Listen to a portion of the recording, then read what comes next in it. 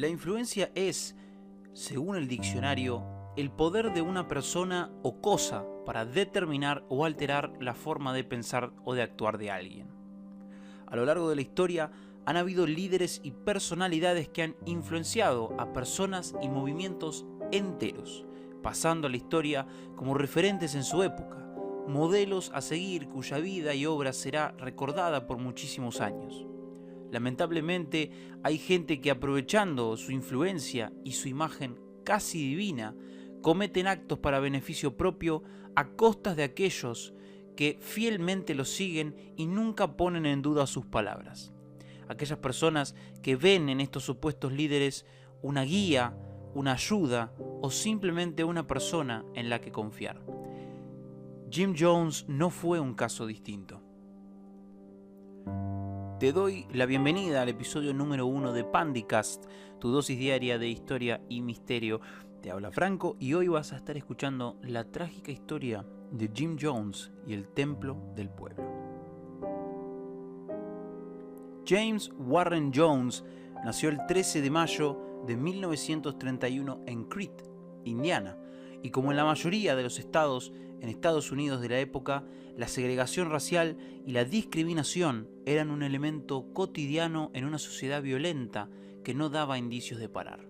Y fue Jim Jones quien se crió en medio de esto. Desde pequeño, el joven Jim vio en referentes religiosos el poder y la influencia que estos tenían sobre sus fieles. Él quería ese poder.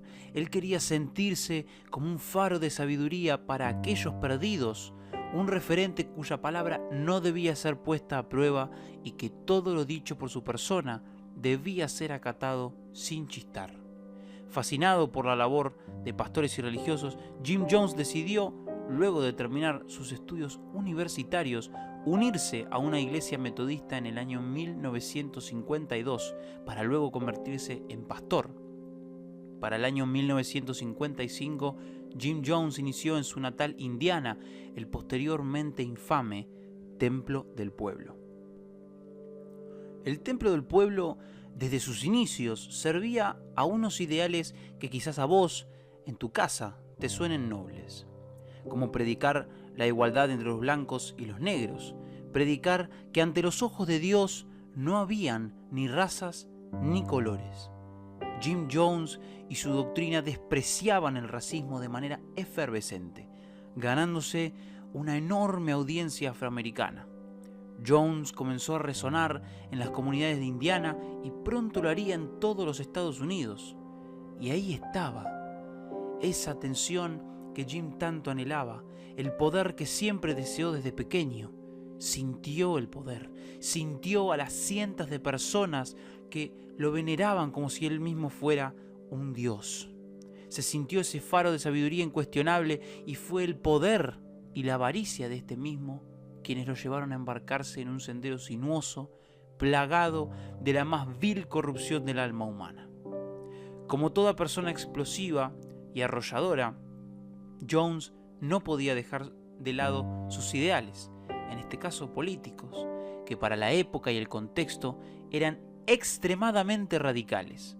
Debemos recordar que en esa época Estados Unidos estaba en plena Guerra Fría y la sociedad estadounidense rechazaba fuertemente cualquier tipo de ideal comunista. A Jones parecía no importarle. En sus sermones mezclaba corrientes comunistas y antirracismo y su popularidad no paraba de crecer, sobre todo con la comunidad negra, los pobres y los desafortunados que creían de manera ilusa que Jim Jones era su salvador. Pero, ¿cuál es la peor característica que puede tener una persona tan influyente como Jim Jones? En este caso, el narcisismo. Jones se había embriagado de poder y como si este fuera su droga, a medida que pasaba el tiempo, Jones buscaba aumentar las dosis para prolongar su placer. Durante el exponencial crecimiento de su iglesia, el pastor comenzó a desarrollar una grave megalomanía, llegando a autoproclamarse una divinidad a la misma altura de Jesucristo, y haciendo pleno uso del proselitismo y la coerción, Jones comenzó a tener posturas cada vez más autoritarias. Sus sermones comenzaron a ser más un discurso político que los santos evangelios, y sus fieles comenzaron a estar cada vez más y más manipulados.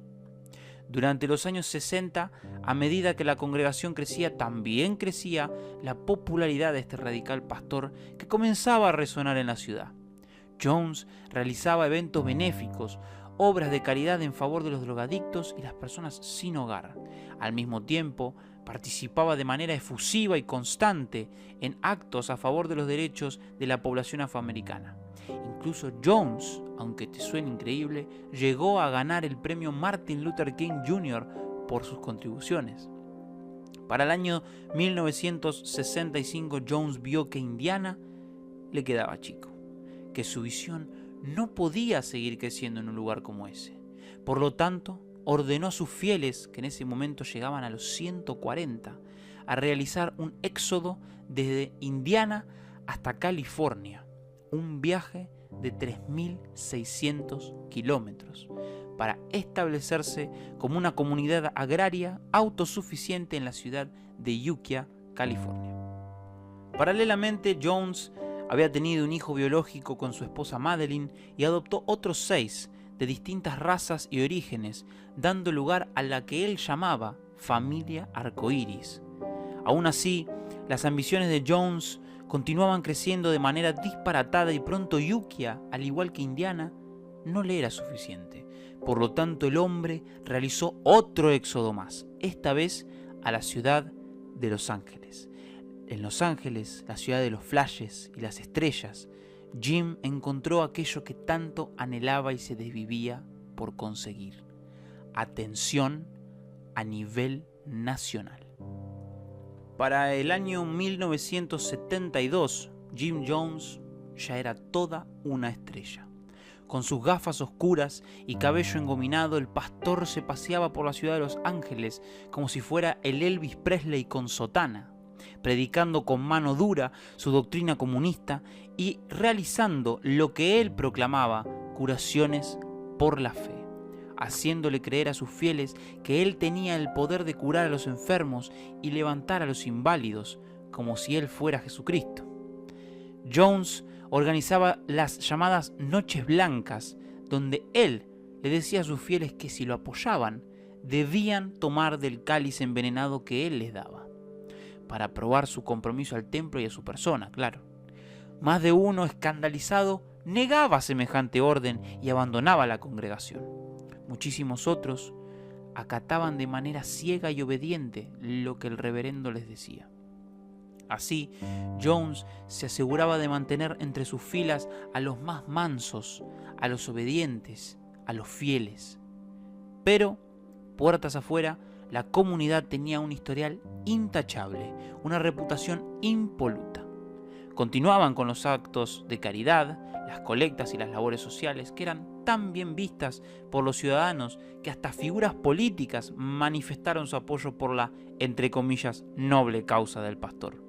Personas como George Moscone, alcalde de la ciudad de Los Ángeles, y Harvey Milk, el primer hombre abiertamente gay en ocupar un cargo público, aplaudían la lucha de Jones contra el racismo y la discriminación, pero ajenos eran ellos a que detrás de su suave voz, lentes oscuros y convincentes sermones se escondía un monstruo hambriento e insaciable.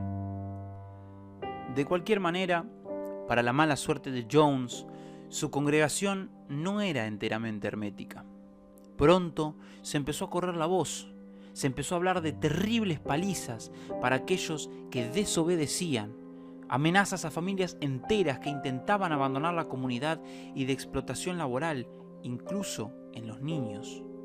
Pronto la opinión pública comenzó a mirar de otro modo al líder del templo del pueblo, y esto fue lo que marcó el principio de su caída.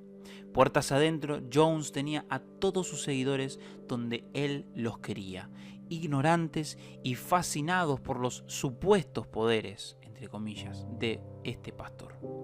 Jones convenció a todos de que él debía mantener relaciones con todas las mujeres de la congregación, sin importar edades ni estados civiles, ya que era su misión, según le había dicho Dios, esparcir su semilla para fortalecer su comunidad.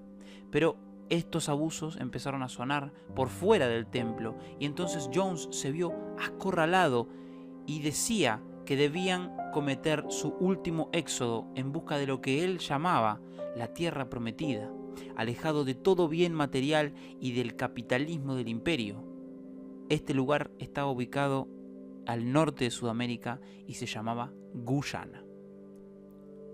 En 1975, Jones se hizo con ni más ni menos que 140 hectáreas de terreno en Guyana, financiadas por un crédito bancario y por los miembros más ricos del templo, claro. Y en el año 77 el templo se estableció allí, en la selva, a 38 grados de calor de día, donde todos los feligreses, hombres, mujeres y niños, sin excepción, trabajaban de sol a sombra, produciendo sus propios alimentos para luego ser alimentados a base de legumbres y arroz. Este acotadísimo menú escapaba al reverendo Jones, quien engullía, junto a su familia arcoíris, lo mejor que producía su ganado y sus huertos sin moverse de la comodidad de sus chozas. Jones llegó a tener a más de 900 personas en su séquito y pronto las familias de algunos miembros comenzaron a preguntarse por sus allegados y empezaron a denunciar públicamente a Jones de haberlos secuestrado, de tenerlos en cautiverio bajo el efecto de estupefacientes y abusando físicamente de ellos. En algunos casos se han reportado agresiones sexuales a las jóvenes miembros de la que ahora era toda una secta. Todo este ruido llegó a los oídos del congresista Leo Ryan, quien ante las repetidas denuncias públicas contra Jones de parte de exmiembros y familiares de miembros actuales, decidió él mismo encargarse de la situación. Ryan llegó con una comitiva de funcionarios, periodistas y familiares de los fieles a Guyana el 14 de noviembre de 1978. Allí, Jones sintió cómo se hacía realidad esa idea que había plantado en la mente de sus fieles. Jones había convencido a su congregación de que el cáncer capitalista iba a ir a buscarlos si no se recluían en la supuesta tierra prometida. El reverendo se pasó años amasando la mente de sus fieles para insertar la idea de que se aproximaba el fin del mundo como lo conocían, a causa de una guerra nuclear sin precedentes que iba a acabar con todos los Estados Unidos. Sobreviviremos a la guerra nuclear y a los cerdos capitalistas. Jonestown es un paraíso del socialismo con equidad económica y racial, vociferaba el pastor en sus sermones, haciendo un cóctel explosivo entre fanatismo religioso y textos de Marx. Nos quedan solo 4 opciones, decía el reverendo. Huir a la Unión Soviética, un suicidio revolucionario, quedarnos aquí para luchar contra los invasores o escapar y refugiarnos en la selva. Él sabía que pronto su delirio terminaría, que su megalomanía lo iba a llevar a su fin y prefería acabar él mismo con su vida y la de sus fieles que rendirle cuenta a los supuestos invasores. Sin embargo, el pastor decidió recibir en buena fe al congresista y su comitiva, pero no por mucho tiempo. El lobo solamente se disfrazó de cordero por un rato. Jones organizó un gran banquete con música y muchísimo bullicio, y después de esto mismo, el congresista lanzó su bomba, que terminó estallando directo en el pozo del conflicto, despertando la supuestamente todopoderosa ira de Jones. Ryan proclamó enfrente de toda la congregación que quienes querían volverse a Estados Unidos con él, que lo siguieran. Un escozor frío recorrió el cuerpo de Jones, quien se quedó helado al ver cómo varios de sus corderos se iban detrás de otro pastor, y fue ese acto de traición lo que desencadenó el fin. El congresista Ryan, su comitiva y varios miembros del templo fueron al aeropuerto para subirse a la avioneta que los llevaría lejos de ese terrorífico lugar y hacia su libertad, cuando de repente miembros armados enviados por Jones irrumpieron en la pista y sin dudarlo abrieron fuego. El congresista y 3 periodistas fueron acribillados sin piedad. 9 personas fueron heridas y los miembros desertores que aún quedaban vivos castigados ferozmente. Una masacre al servicio del Señor, o mejor dicho, del lobo, que ya había abandonado su disfraz de cordero. Ya era tarde. Ya no había vuelta atrás.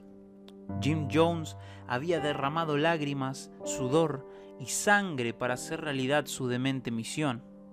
Y así fue como esta historia llegó a su final. Jones reunió a todos sus fieles para comunicarles que le habían declarado la guerra a los invasores. La única salida era la revolución. No iba a permitir que las garras capitalistas lo atrapen, y es por eso que junto a sus asistentes comenzó a repartir una mezcla letal de cianuro y Valium disfrazada de jugo de uva. Aquí ya no había trucos, no había ninguna noche blanca. Este era el evento que Jones venía preparando desde hace tiempo. Esta era la obra final que después de tantos ensayos culminaría de la manera más terrible y espantosa jamás vista. Pronto la noche sobre Guyana se llenó de alaridos, de gritos de almas desesperadas que llenaron el silencio de la noche con su último aliento. Jim Jones había liderado a más de 900 personas a un suicidio masivo, y así como lo hacía en su doctrina, este hombre no discriminó entre hombres, mujeres y niños. Todos recibieron el gusto del delirio de un hombre que se creyó invencible y jugó a ser Dios. El suicidio masivo de Jonestown dejó un saldo total de 918 personas muertas, incluido el mismo Jones, quien se quitó la vida de un disparo en la cabeza. Una vida que descendió de manera abrupta y violenta hacia el último y más recóndito agujero de la miseria humana. Un hombre que manipuló cientos, incluso hasta miles de mentes a lo largo de 23 años y que obtuvo un final cuanto menos triste y paupérrimo. ¿Qué hubiese sido del templo si el hambre de poder y los deseos de dominación de Jones no hubieran existido? Supongo que esa pregunta se mantendrá sin responder, y este hecho continuará en la historia como un ejemplo de lo que una, entre comillas, mala influencia puede ser. Y así hemos llegado al final de este episodio. No te olvides de seguirme para estar al tanto de cualquier noticia. Muchas gracias por estar del otro lado. Yo soy Franco y nos veremos en el próximo programa de Pandicast. Un saludo enorme.